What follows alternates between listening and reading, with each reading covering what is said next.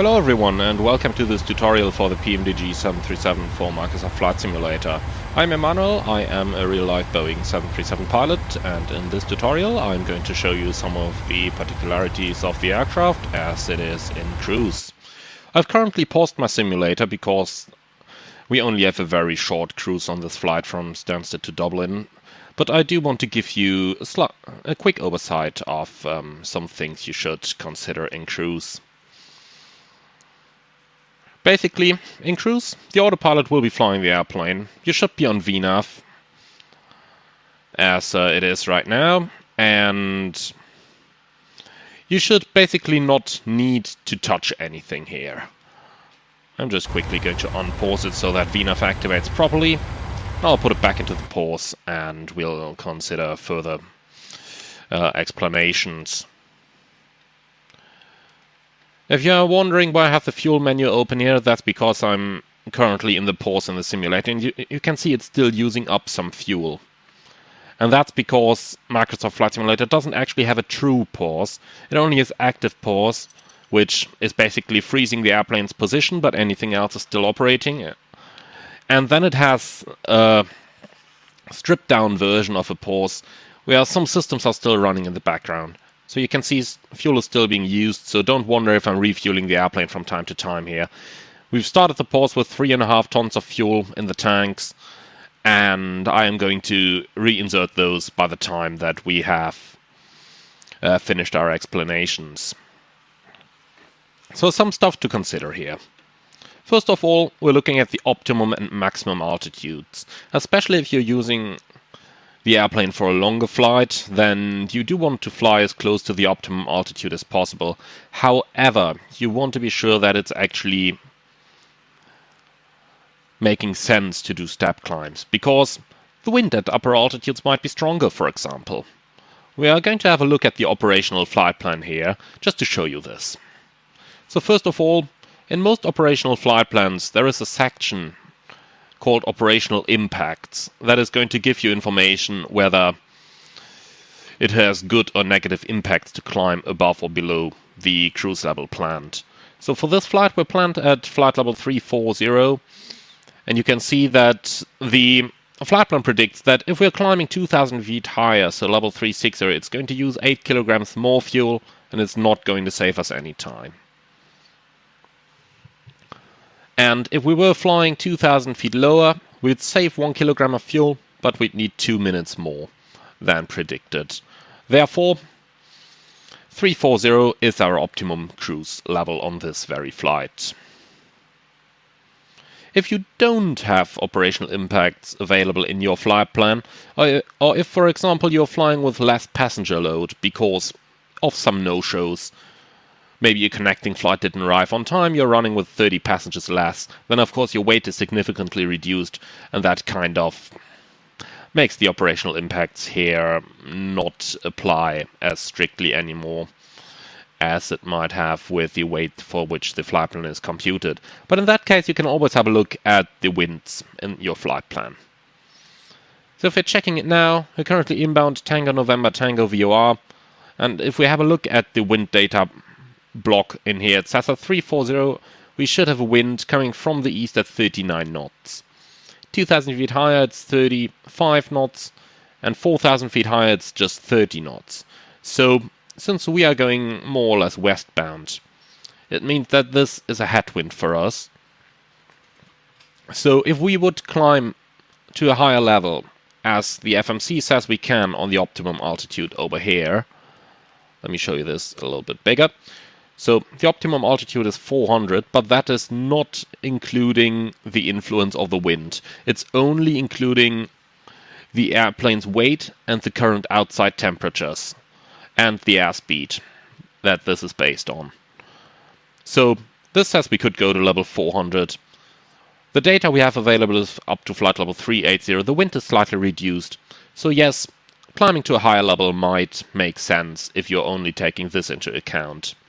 The reason I'm not doing it on this flight is we only have 80 miles to go to the top of descent, and generally speaking, a step climb does not make sense when you have less than about half an hour to fly at the new altitude. The next thing to consider on your flights is prolonged loss of communications, or PLOC.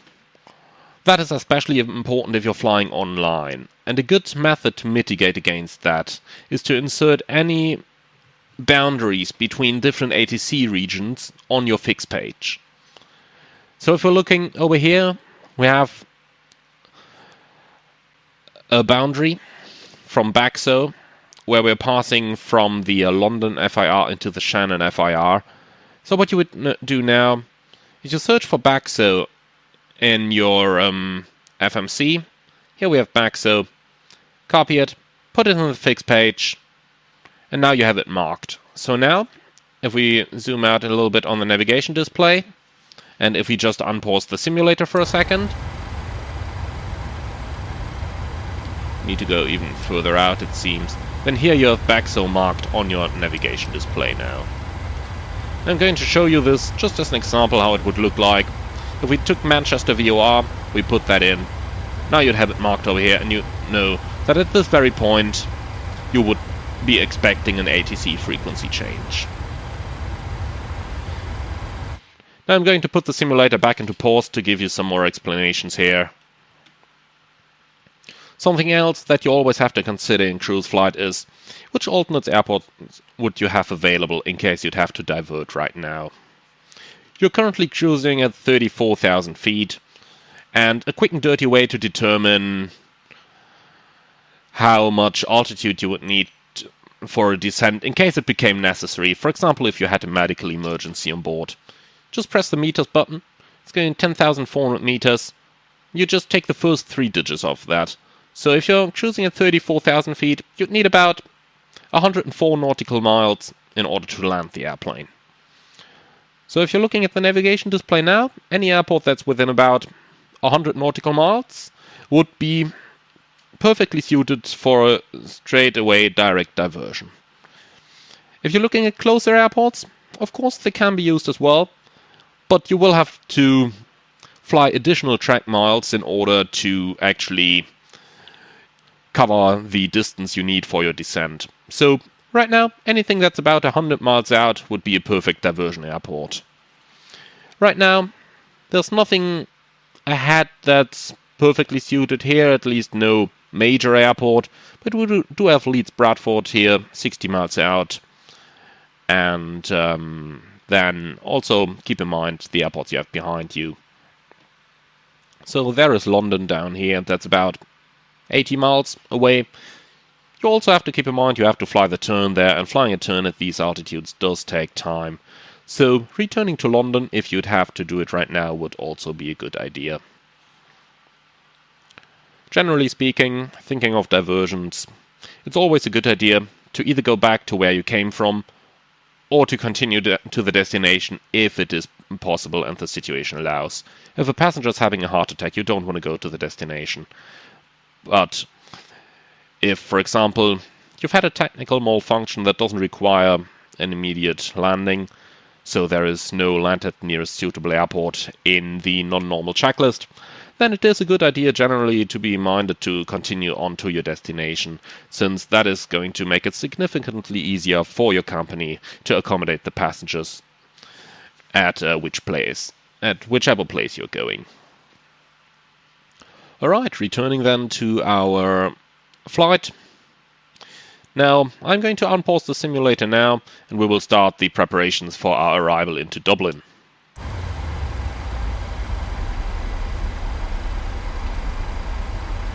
So as we've determined earlier on, the first thing you do is to collect your destination weather. Now, since we are using default scattered clouds theme, we know that what the destination weather is going to be like. It's going to be a variable wind, 2 knots, some clouds scattered around 3,000 to 4,000 feet and good visibility on an altimeter setting of 1013. The moment you know your destination altimeter setting, pre-select it on the PFD so that you have it available in case you need it.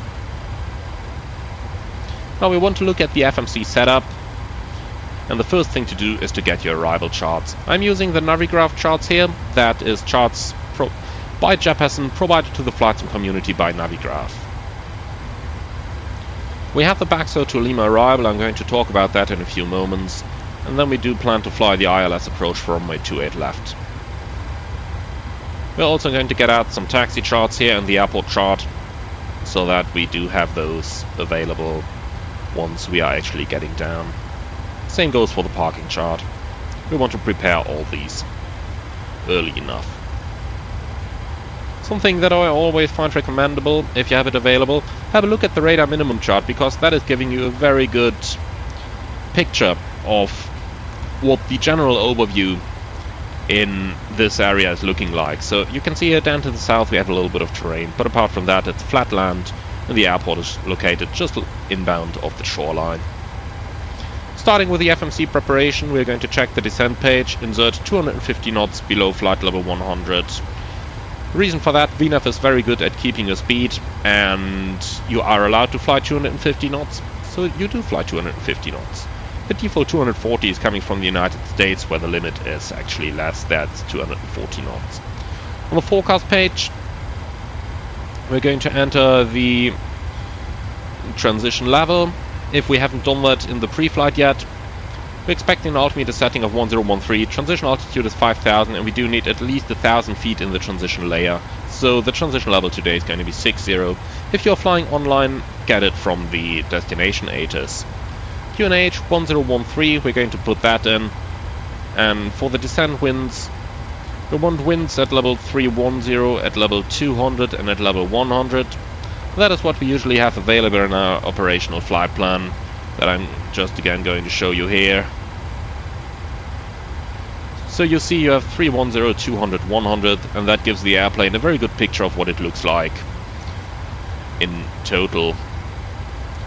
Now, since we're not flying with real weather on this very tutorial, I'm going to leave those empty so that the airplane doesn't assume any winds that we don't have. Next up, we are putting in some range rings. So we choose the destination runway 28 left. We put a ring that's 3 times the cruise altitude.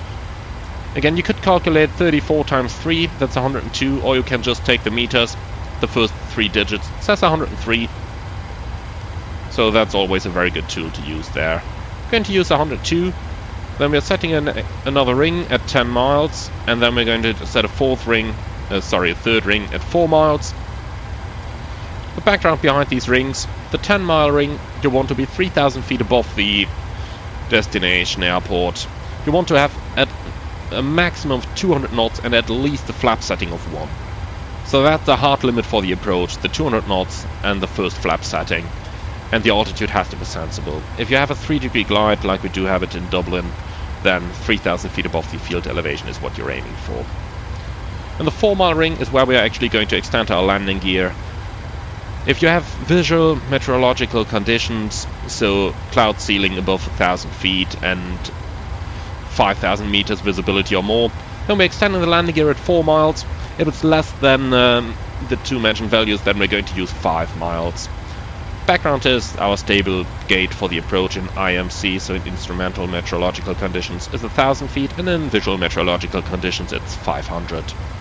From here on we're going to check on to the lags page, and we're actually going to use the plan feature of the navigation display to check that our routing is correct. So we have the Baxo to Lima arrival into Dublin. This is a point merge arrival. That's something I'm going to talk about in a few moments. So the routing from Baxo below flight level 100, you can see it here on the star, is on 275 degrees, 5.7 miles to Atzis. Then it's a left-hand turn, 231, 5.1 miles to Karaf. There might be small differences in the tracks and the distances. That's because the distances do take into account the curvature of your routing, so it might be a little bit shorter or a little bit longer, and so do the distances. From here on we're going to Kogaks, that's 129 degrees, 5.7 miles. Again, here we do have the additional routing there that explains the difference, and that's at flight level 80, and from here we are flying this point merge procedure all the way to Latmo. Latmo then is at a maximum of 180 knots, and above 3000 feet we have that in as well. Now let me quickly talk about the point merge arrival and what that means. They basically want us to be at 230 knots and flight level 80 here at Karaf, so that at any point on this arc air traffic control can just send us direct to Latmo. And we will have an altitude and a speed that's going to allow us to intercept the final approach. This can be tactically used if you have a lot of traffic, so that they can sequence the aircraft the way they need them to. From here we're continuing with the setup for the ILS approach runway 28 left in Dublin. That's a frequency of 1.35. Going to set that active on the radio on both sides here. And for the missed approach we're going to set Dublin VOR 114.9 on the standby radios. 1149 and 114.9. Final approach tracks 278, we're going to select those on both course selectors.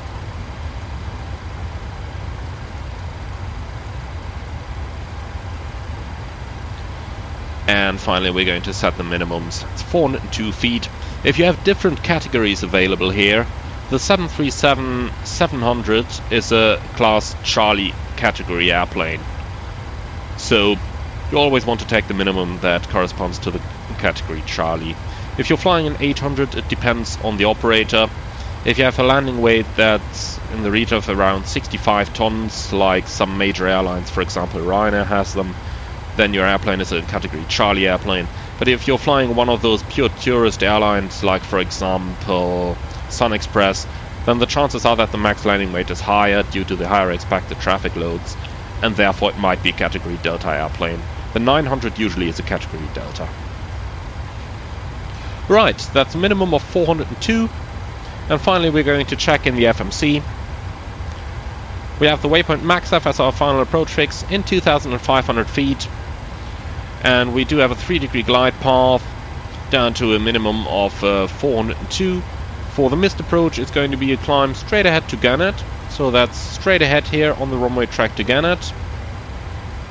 And then we're to a maximum of 3,000 feet. That's 3,000 feet or below. And then we're going to make a right turn and join the radio 278 inbound to Dublin VOR. And then we're going to climb to 5,000 feet and resume en route flight or as directed. So 220 knots limit here. That's for the turn towards Dublin, maximum 220. And then we're proceeding inbound to Dublin VOR on the 278 radial. And climbing at 5,000 feet. Now, that is all we need to do in the descent preparation. Next up is going to be the descent briefing, and I will show you that in a separate video. Thank you very much, and see you next time.